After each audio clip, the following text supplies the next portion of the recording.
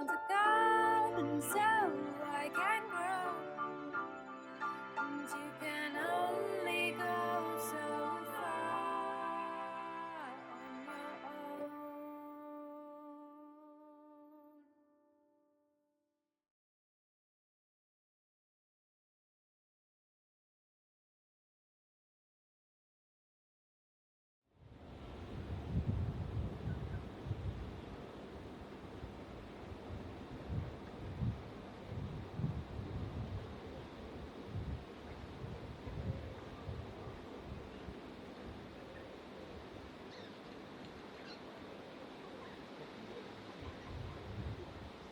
So we noticed after finishing building the house that we started to design the garden, and we noticed that we needed a higher fertility soil, and we decided to tap into our local community.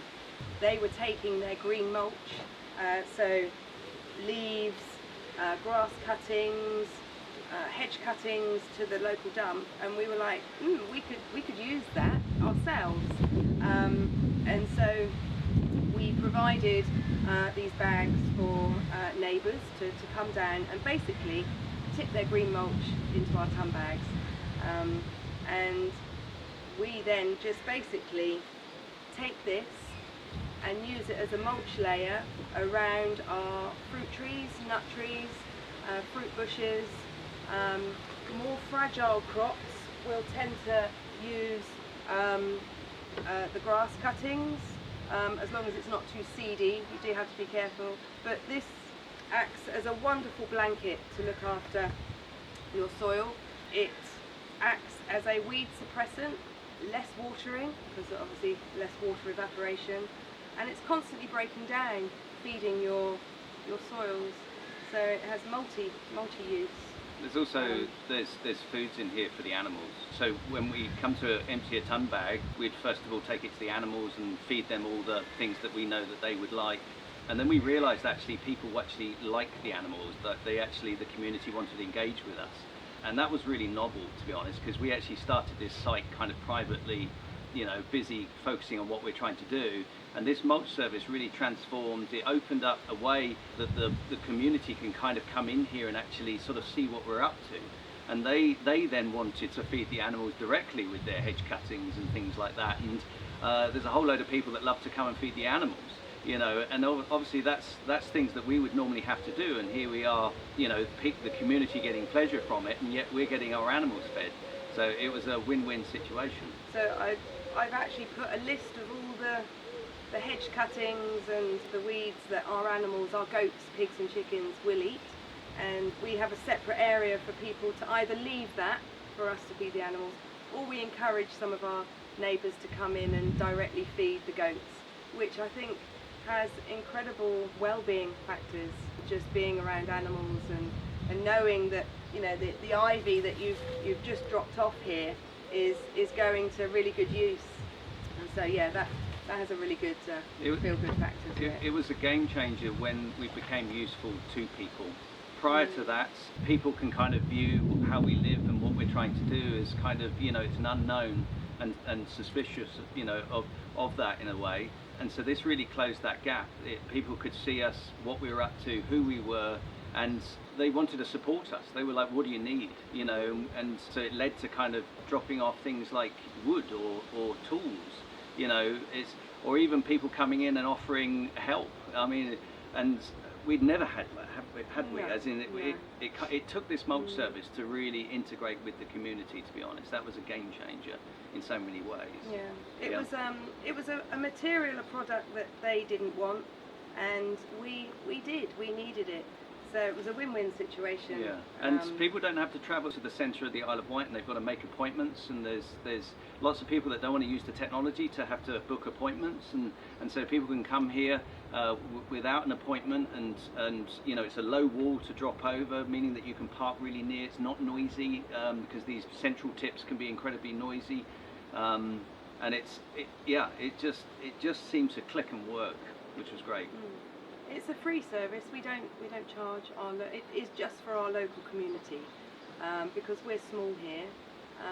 So it's just probably about 100 odd people use And there are certain requirements that we ask of them, and our opening times, the days we open, the opening times, what they can and can't bring down.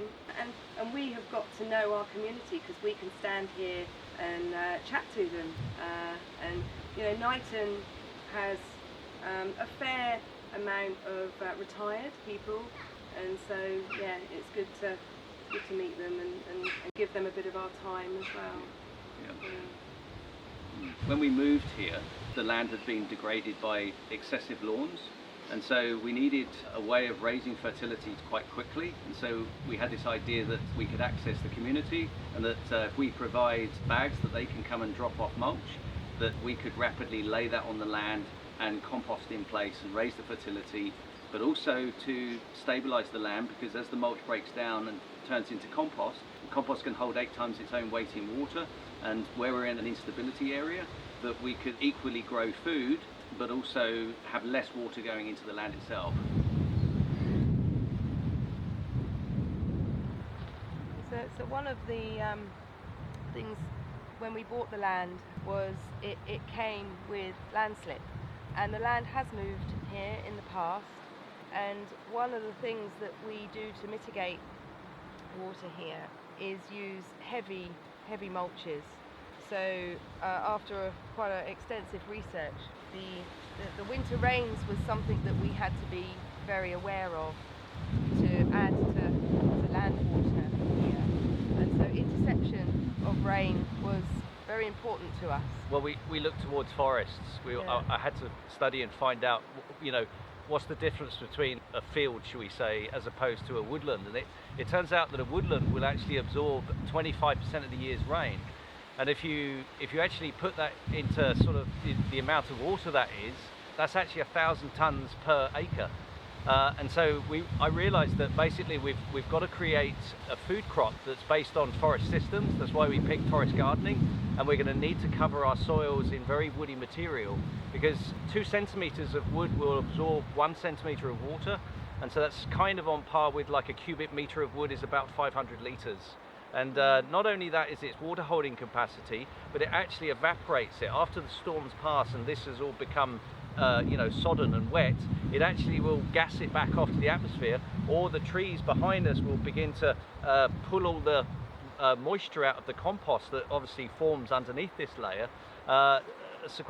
putting that back into the atmosphere as well. It's like drying clothes on a windy day. And that combined effect of a forest system eventually could be the difference between the land staying or moving. They're fragile systems, and this is not local just to this site, but the Isle of Wight suffers and could benefit from understanding this science, but equally the rest of Britain that suffers with flooding. It's the same deal, as in that you want to find a way to stop runoff. And if you instead of having just fields around you, but we actually had some woodland up there, or even tree crops, then that's going to lessen the amount of water flushing into those rivers and not bursting their banks so often. So I think we've planted hundreds of trees here, whether that be fruit trees or nut trees, fruit bushes, ground cover crops.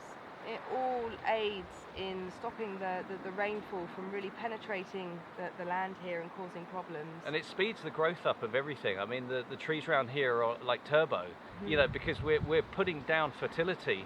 And so, all of those roots, all that matrix is going to hold all the earth together, stop it from moving as well.